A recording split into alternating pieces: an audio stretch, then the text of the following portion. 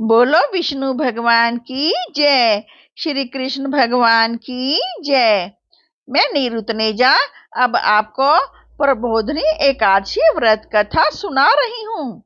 इसे देव उत्थान या देव उठनी एकादशी भी कहा जाता है। अब आप सुनिए प्रबोधनी एकादशी व्रत की कथा। श्री ब्रह्मा जी बोले कि हे मुनि श्रेष्ठ, अब आप पापों को नष्ट करने वाली तथा पुण्य और मुक्ति को देने वाली प्रबोधनी एकादशी का महात्म सुनिए। भागीरथी गंगा तथा तीर्थ नदी समुद्र आदि तभी तक फल देते हैं जब तक प्रबोधनी एकादशी नहीं आती। कार्तिक मास के शुक्ल पक्ष की प्रबोधनी एकादशी के व्रत का फल 1 सहस्त्र अश्वमेध तथा 100 राजसूय यज्ञ के फल के बराबर होता है। नारद जी ने पूछा कि हे पिताजी, यह संध्या को भोजन करने से, रात्रि में भोजन करने तथा पूरे दिन उपवास करने से क्या क्या फल मिलता है, उसे आप समझाइए।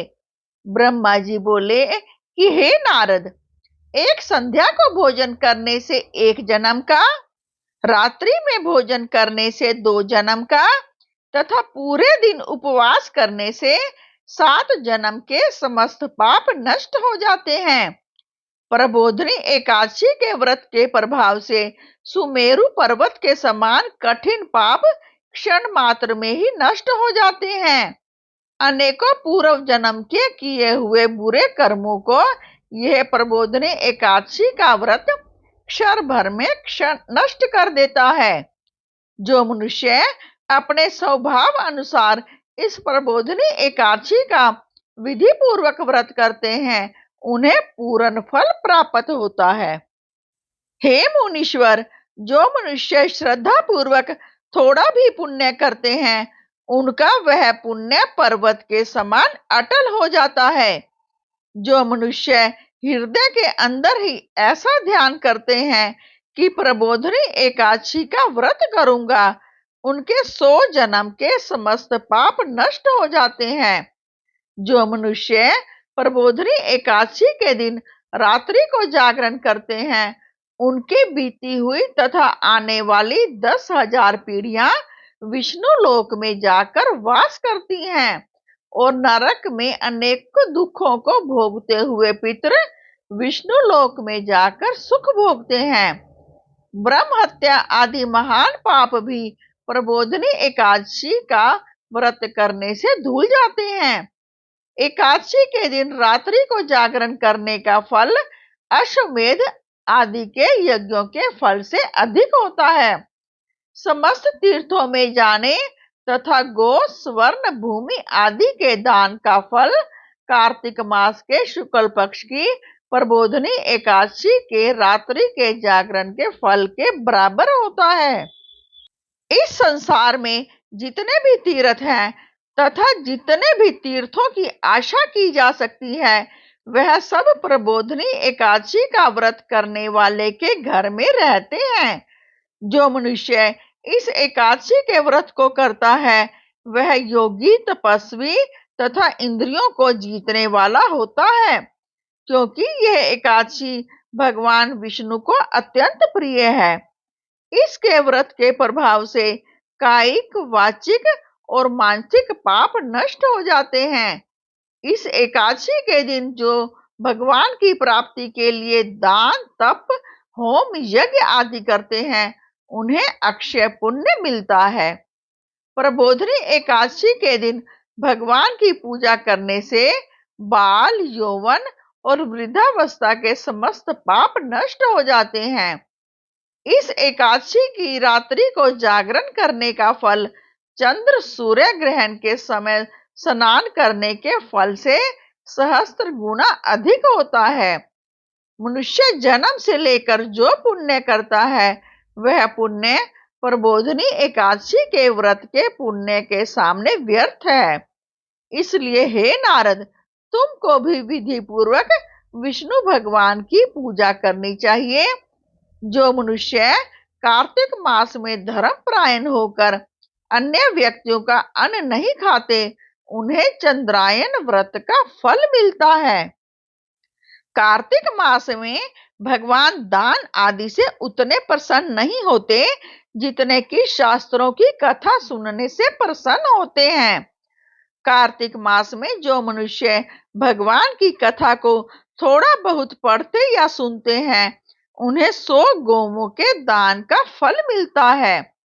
जो मनुष्य अपने कल्याण के लिए विष्णु भगवान की कथा सुनते हैं, वे अपने कुटुंब का उद्धार करके 1 सहस्त्र गोदान का फल पाते हैं।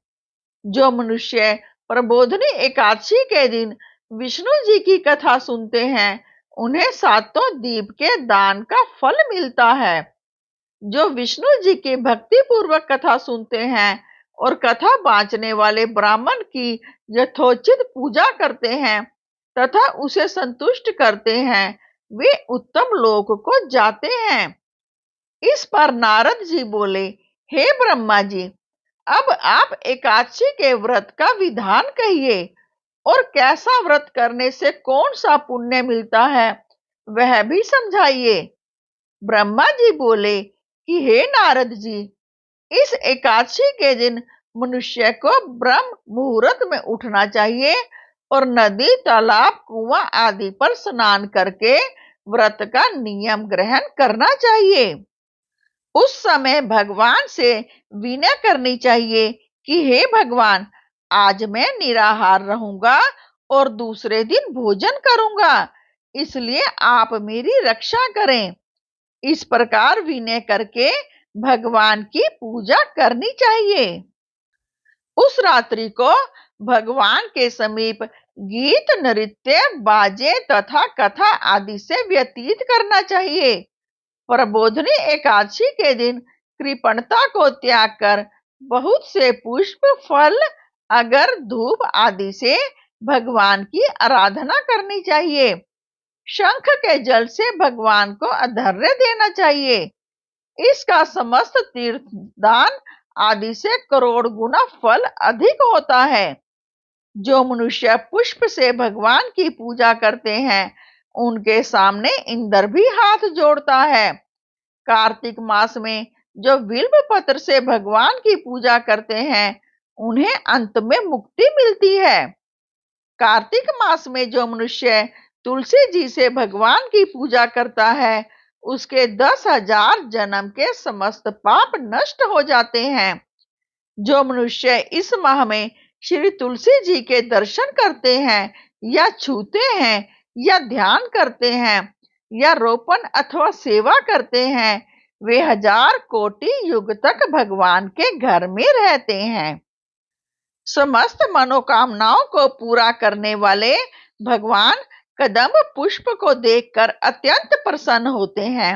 यदि उनकी कदम्ब पुष्प से पूजा की जाए तो यमराज के दुखों को नहीं पाते। जो गुलाब के पुष्प से भगवान की पूजा करते हैं, उन्हें मुक्ति मिलती है। जो मनुष्य बकुल और अशोक के फूलों से भगवान की पूजा करते हैं, वे अत्यंत काल तक शोक से रहित होते हैं।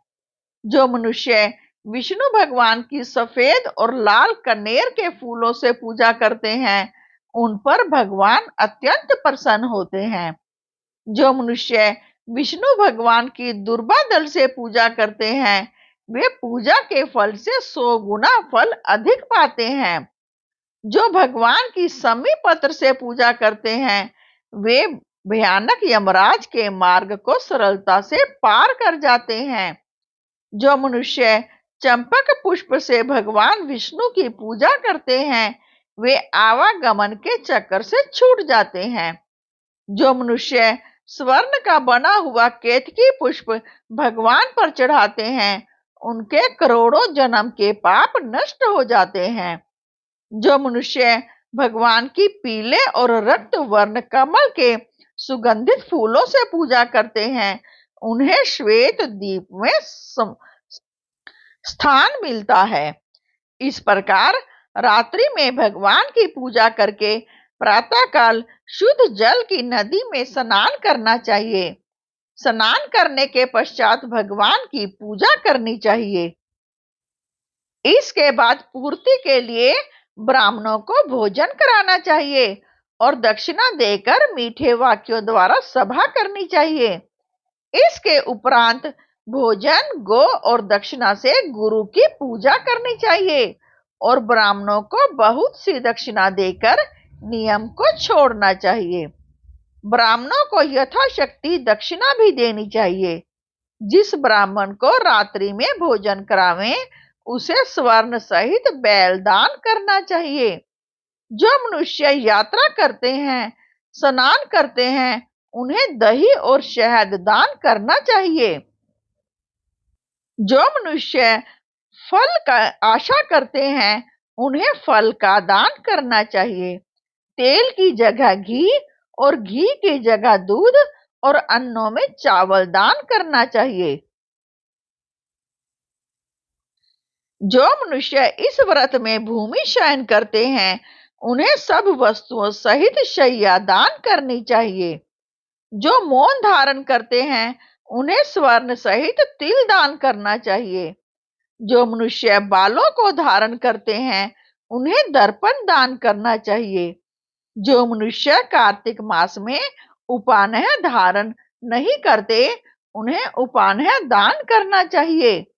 जो इस मास में नमक त्यागते हैं, उन्हें शक्कर दान करना चाहिए। जो मनुष्य नित्य प्रति देव मंदिरों में दीप जलाते हैं, उन्हें स्वर्ण या तांबे के दिए को घी तथा बत्ती सहित दान करना चाहिए। जो मनुष्य चातुर्मास्य व्रत में किसी वस्तु को त्याग देते हैं, उन्हें उस दिन से पुनः ग्रहण करना चाहिए। जो मनुष्य प्रबोधनी एकादशी के दिन विधि पूर्वक व्रत करते हैं, उन्हें अत्यंत सुख मिलता है और अंत में स्वर्ग को जाते हैं। जो मनुष्य चातुर्मास्य व्रत को बिना किसी विघ्न के पूरा कर लेते हैं, उन्हें फिर दोबारा जन्म नहीं मिलता। जिन मनुष्यों का व्रत खंडित हो जाता है, वह नरक को जाते हैं।